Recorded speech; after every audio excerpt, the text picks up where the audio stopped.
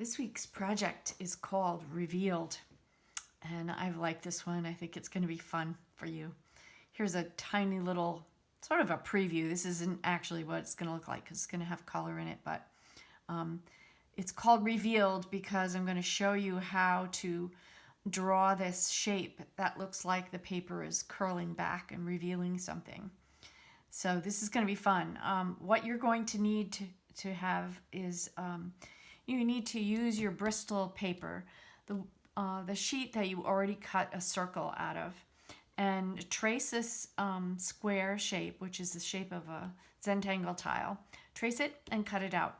And then gather the different pieces of paper that I gave you that are collage papers. If you have any collage papers of your own that you want to use or add to this, feel free to do that. So that's what you're going to need, of course, in addition to your regular Zentangle tools. Okay? So gather those things and let's begin. So the first thing that you're going to do with the Zentangle tile that you have created is to create a border around the outside edges, about, I don't know, a little more than 1/4 of an inch.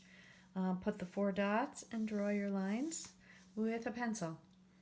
After that, find one of your collage papers and trace out the shape of the Zentangle tile and cut it out.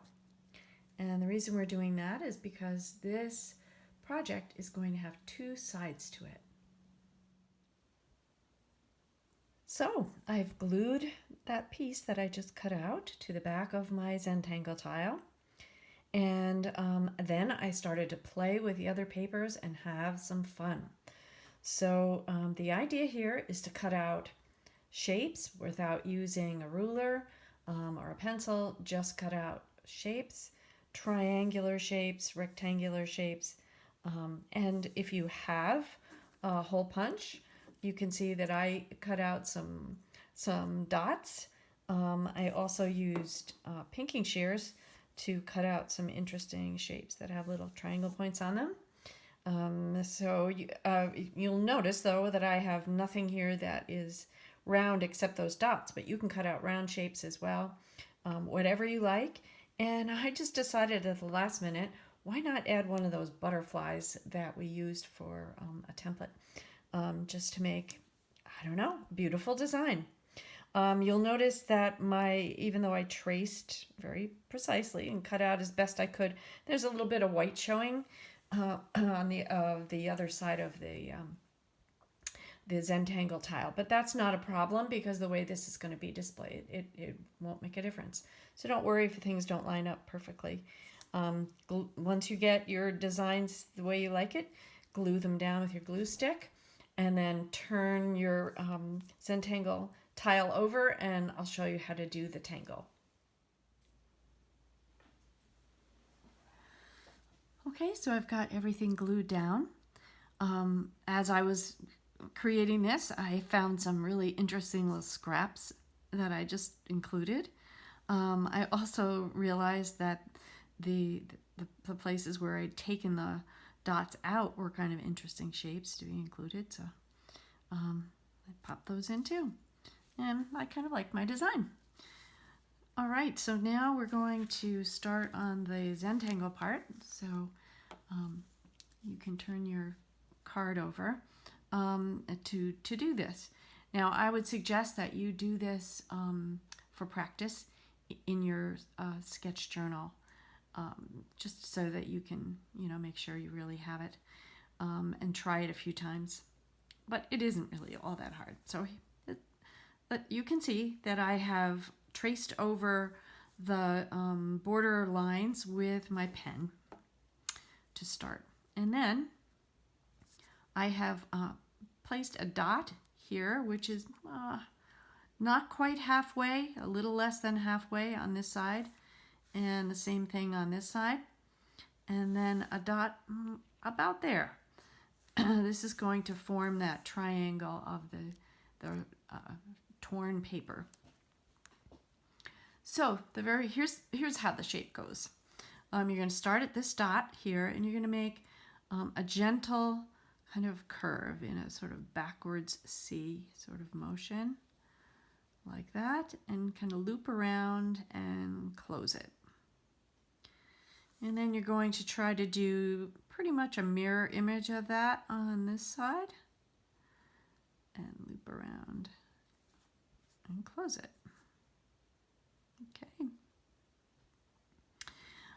Then the next thing that you're going to do is take a piece of scrap paper where you have a straight edge.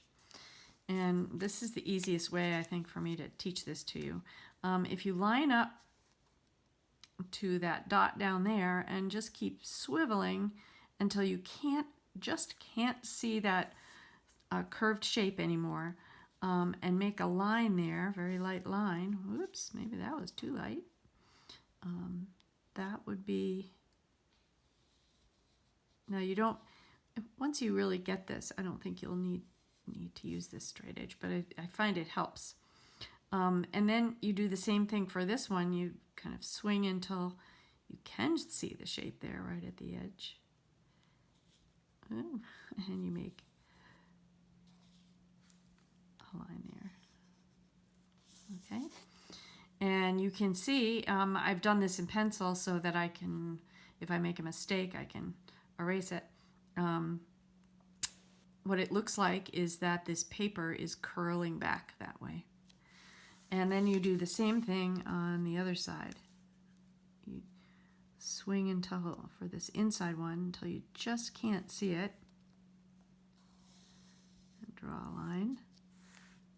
And then again from that center point out to there. Okay, so it looks like the paper is curving back. And that's how you do that part. So now you see that I have traced over that curved lines, those curved lines, with my pen, so that my tear is nicely revealed. Now the next thing to do is to make some string lines, and we're going to do the simplest string lines that you could imagine here. We're going to do parallel lines, and you can make them wide or skinny or even vary. There could be a skinny one, you know, in between a fat one. Doesn't actually, that would probably be more interesting. The idea is that this is going to look actually like a piece of fabric, in a sense, with Zentangle designs in each one. And then this is going to be blank. So don't do any tangling in there. Leave this part empty. So I'm going to do that now, and then I'll be right back. So I finished my Zentangle designs. You can see that it kind of resembles a type of a fabric that is torn. And I should have mentioned that you don't have to go horizontally with your string lines. You could go this way, or even diagonally if you wanted to with your string lines. So there's a lot of variations. You can choose what you like. I kept it, you know, pretty simple. Now, what's revealed here is this is a chance for you to write something and that you think has been revealed to you during this quarantine time, and during this time of reflection and focus and mindfulness. So I'm going to think about that again too, and come up with something that I'm going to write in there. So remember, keep this blank except for what you will be writing. The last thing we're going to do is turn our tile over and look at our collage that we did. And then take your watercolor markers and try to find colors that match what's going on in your collage. So I found these 3 colors that look pretty good for matches, and that's what I'm going to use on my other side. That's actually what I did use. So I just took the colors and spread them out. I kind of wanted to make it look a little bit like there was repeated elements, so you can see how every other string I popped in some green, and then I tried to think the same way about adding the blue and the orange and so on. And I think it looks like a piece of tapestry or fabric or something. So that's what you would do next, and have fun with that. And then the last thing I'm going to show you is how to shade in this part so that it looks like it is turning and has some dimension. This is pretty easy. You're going to drop some of this graphite in along the edges there, quite a bit in there, those spaces, and the same on this side. Already you can see how that's shaping up, and then just use your blending tool to soften the edges.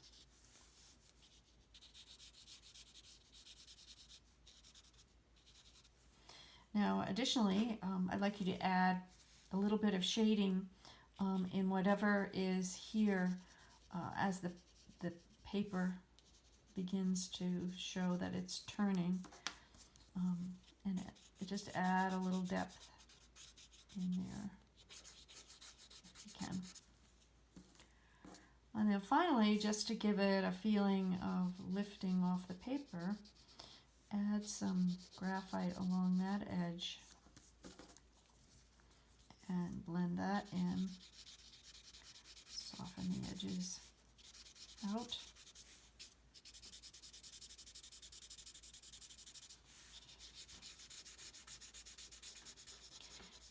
And now it begins to look like that's coming away from the page. I think on this side, I think I'll do a little bit also here. I think that would help. Try it anyway.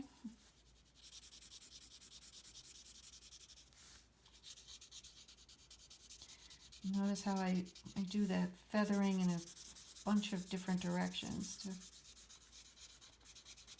try to make it work. And if you get any edges that seem not smooth enough, your finger kind of works there too. Looks like I need to go down a little bit further here. Yeah, now that looks like that's pulling away. And you can write in the words that have been revealed to you. And I'd love to, I can't wait actually to see what those of you who do this find. So on one side you have collage, and on the other you have a Zentangle design. And when we put this together, it's going to be very interesting because both sides will show. We'll keep a little bit of that as a surprise for you. Okay, let's have fun getting this project done, revealed.